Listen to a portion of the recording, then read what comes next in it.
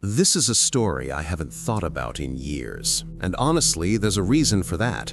Back then, my friends and I were obsessed with exploring abandoned places. Growing up in New Jersey gave us plenty of options: crumbling warehouses, decaying factories, and old forgotten buildings scattered across the outskirts of town.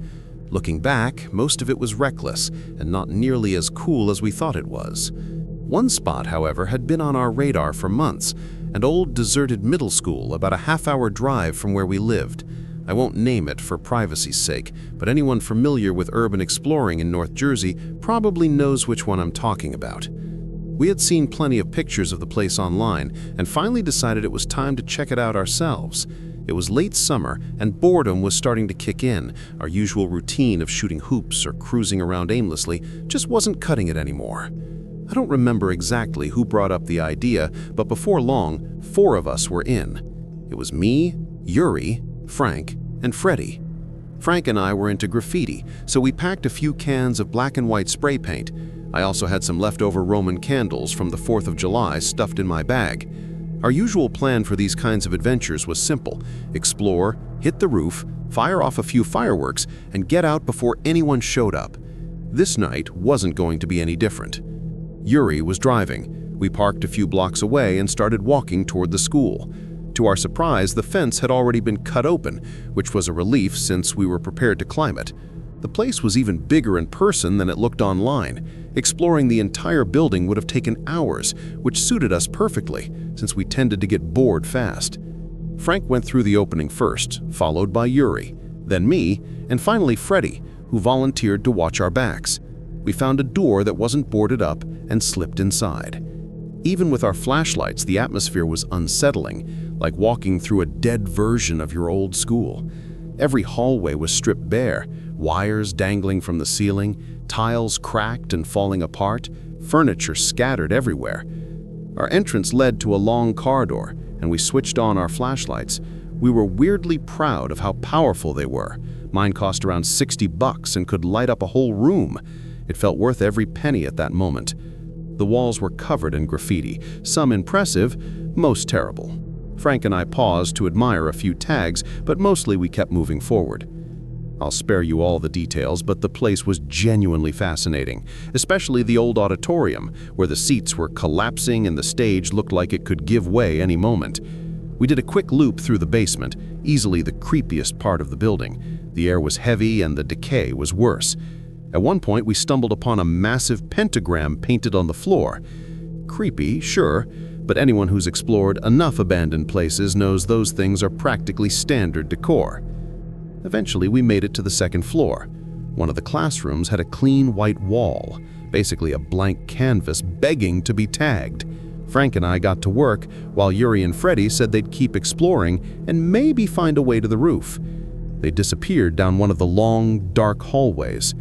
After finishing my section of the wall, I wandered off to check out the other graffiti in the hallway. About 5 minutes later, I heard Frank yell behind me, sounding angry. "Did you take my bag?" I told him I hadn't even been in the room.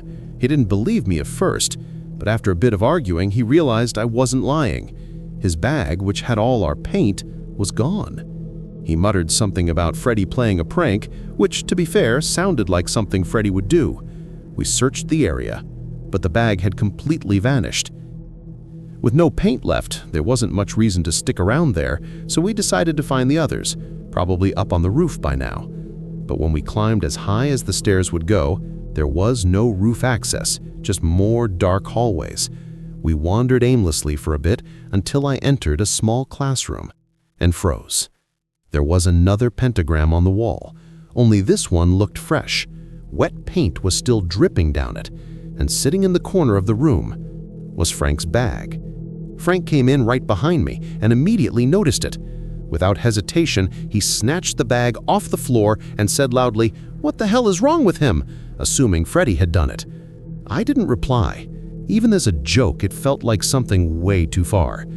We left the room in silence, trying to find our friends. A few minutes later, we heard frantic footsteps echoing towards us. It was Freddie and Yuri, both of them looking terrified. "Run!" Yuri shouted. We didn't ask questions. We just ran. That's rule number 1. If someone says run, you run. Yuri tried to explain what was going on, but between our footsteps and the echoes, I couldn't make out much. From what I gathered, they were being chased by more than one person. The school was a maze, and panic made it worse. We eventually ducked into a corner hallway to catch our breath. We decided to move quietly, find a stairwell, and head down. After descending a couple of floors, we found what looked like the ground level. That's when we heard it, a hissing sound coming from somewhere ahead of us, sharp and deliberate, almost like someone trying to mimic a cat. We froze. A few seconds later, a deep voice spoke out of the darkness. "I should have cut you when I had the chance." We didn't wait around. We bolted. This time I could hear multiple sets of footsteps chasing us and shouting obscene things, saying we'd never get out alive. I was convinced that was it, that we'd be trapped and killed in that building. But somehow, Yuri turned a corner and spotted the door we'd come in through. We sprinted through it, dove through the fence, and didn't stop running until we reached the car. As Yuri sped off, we looked back at the school, but it was pitch black behind us. Once we calmed down a little, Freddie told us what had happened. While looking for a way to the roof, he and Yuri heard a strange clinking noise from one of the rooms. When they looked inside, they saw 3 people wearing dark cloaks sitting in a circle, leaning over something shiny on the floor. Maybe marbles, maybe stones. When the figures realized they were being watched, they jumped up and started chasing them. To this day, none of it totally makes sense. Why take Frank's bag? Why mess with us first? Freddie thinks they were part of some cult and were trying to lure us into that pentagram room. Yuri believes we interrupted some ritual. I don't know what to believe. Only that there were at least 4 people there, maybe more. We never went back, but as far as I know, that school still stands, and whatever was inside that night might still be there. When I was in high school, my parents bought this old 2-story house on Pine Street. It wasn't exactly a dream home. Creaky floors, peeling wallpaper, and a basement that smelled like damp wood and rust.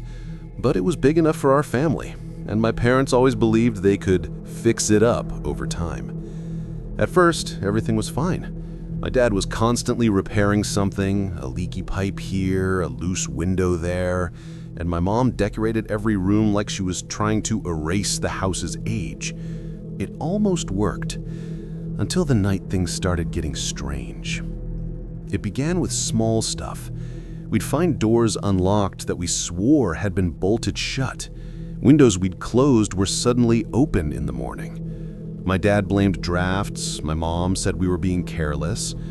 But one night I woke up to the sound of footsteps in the hallway. Slow, deliberate steps. Our house was old, so the floors always creaked when anyone moved. But this was different. The steps were too soft, too even, like someone was trying not to be heard. I lay frozen in bed, staring at my door. After a few seconds, I heard the sound fade toward the stairs, followed by the faint creak of the bottom step. The next morning, I told my parents, expecting them to brush it off. To my surprise, my dad didn't laugh. He just frowned and said, "I'll check the locks again tonight." A few nights later, I woke up again around 2 a.m. Same sound, slow footsteps in the hallway. This time I sat up and listened harder. The steps stopped right outside my door. I held my breath. Then, after what felt like forever, they turned and went back the way they came. By the end of that week, everyone in the house had heard it at least once. My mom claimed she heard whispering from downstairs one night.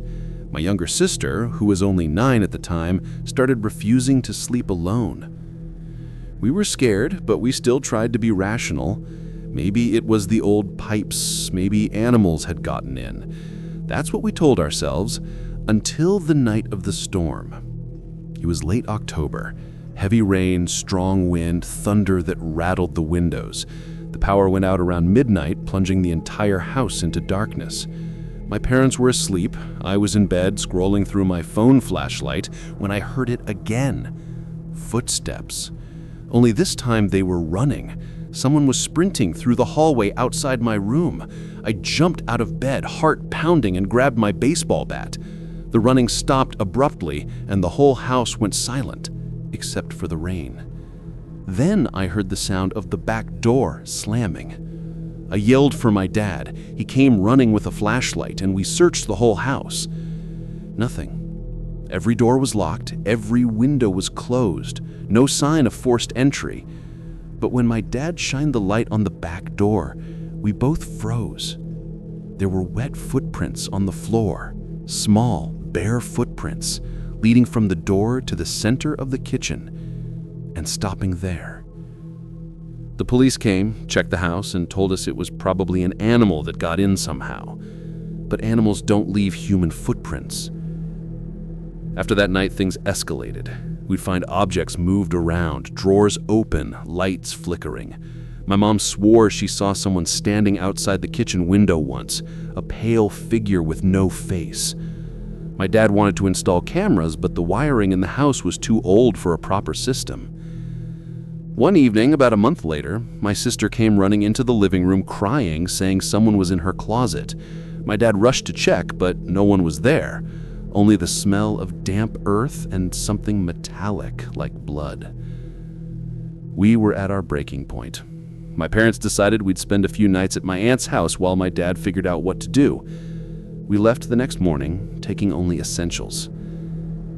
When we came back that weekend, the police were already there.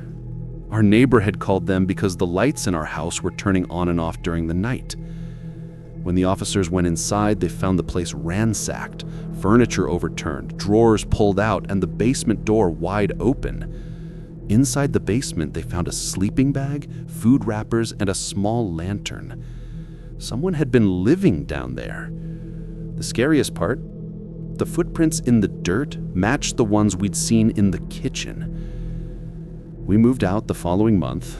My dad never told us what he saw when he went down there the next day to grab the last of our boxes. He came back pale as a ghost, shaking, and said only, "Never come back to this house." The place on Pine Street was demolished a few years later. But sometimes when I drive past the empty lot, I swear I can still see someone standing near where the kitchen used to be, just watching. I used to work the night shift at a small hospital on the edge of town. It wasn't the kind of place where anything exciting ever happened. Mostly elderly patients, the occasional accident victim, and long stretches of quiet hours where the only sounds were beeping monitors and humming fluorescent lights. But there's one night I'll never forget. The night of room 313. That room had been empty for months, not because it was under renovation or off-limits. The administration just stopped using it. Officially, they said it was due to maintenance issues, but everyone on staff knew the truth. Strange things happened there. It started a few years before I began working there. A nurse named Lillian had been assigned to a patient in 313, an older man recovering from surgery. One morning, she was found in the room, sitting on the floor, staring blankly at the wall. The patient was gone, completely vanished. When security footage was reviewed, it showed the patient lying in bed one moment, and the next frame, he was simply gone. No one entering or leaving, just gone. Lillian quit the following week. After that, no one wanted to be assigned to 313, and eventually, the hospital closed it off. But for some reason, the door was never locked. I didn't believe any of those stories. Ghost tales in hospitals are as common as coffee breaks. Still, every time I walked past that hallway, I'd get this uneasy feeling, like the air got heavier. One night, around 2:30 a.m., I was doing my rounds when I noticed something strange. The light under the door of 313 was on. I froze. No one was supposed to be in there. I radioed to the front desk to see if maybe maintenance was checking something, but they confirmed no one had been assigned that room in months. Curiosity got the better of me. I approached the door and listened. Nothing, just silence. I turned the handle and slowly pushed the door open. The room was dim, lit only by a single fluorescent light flickering above the bed. And there, standing in the corner, was a tall, pale figure facing the wall. At first, I thought it was a patient who'd wandered in by mistake, but when I stepped closer, my flashlight revealed that the figure had no face, just smooth, grayish skin where eyes and a mouth should have been. It turned toward me. I stumbled backward and dropped my flashlight. The light flickered, and for a brief second, I saw it standing inches from me. Then, the light went out completely. I bolted out of the room, slammed the door shut, and ran straight to the nurse's station. I was shaking so badly I could barely speak. When security came to check, the room was empty, light off, nothing out of place. They looked at me like I was crazy. I almost started believing I had imagined it until I checked the camera feed. At 2:34 a.m., the hallway camera showed me entering room 313. 2 minutes later, the door slammed shut, and just before it did, a tall, shadowy figure stepped into the doorway. The administration deleted the footage the next day. The official explanation? Quote, "Equipment malfunction," unquote. A week later, the room was sealed with concrete. But even now, years later, people who pass that hallway at night swear they can still hear something from behind the wall. A faint, muffled sound. Some say it's a voice calling for help. Others say it's just the pipes. I don't care what it is. I've never gone back to that floor again. Today's story ends here, but the terror never does. Subscribe before the next story finds you first. See you in the next nightmare.